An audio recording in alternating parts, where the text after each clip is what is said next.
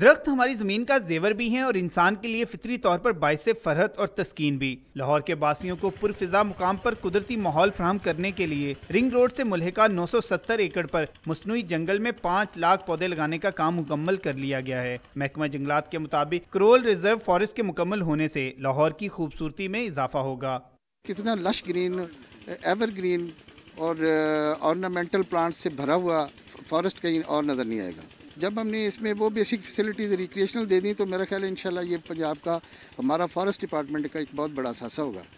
شہریوں کا کہنا ہے کہ درخت انسان کے لیے اللہ تعالیٰ کی طرف سے ایک عظیم نعمت ہے جو ماحولیاتی آلودگی کے خاتمے میں اہم ترین کردار ادا کرتے ہیں اور ہمیں سانس لینے کے لیے صاف ستھرا ماحول فراہم کرتے ہیں۔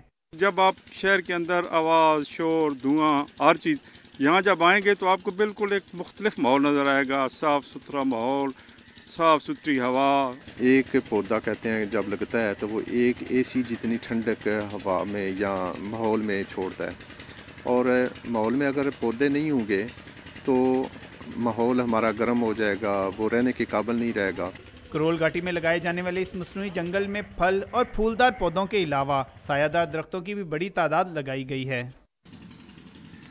کہا جاتا ہے کہ جس نے ایک درخت لگایا اس نے کائنات کے حسن کو بچایا، کیونکہ درخت کائنات کے حسن و جمال کے تحفظ کا سبب ہونے کے ساتھ ساتھ بہترین انسان دوست بھی ہیں۔ کیمرہ مین عدنان اقبال کے ساتھ سیف اللہ چیمہ، ڈان نیوز، لاہور۔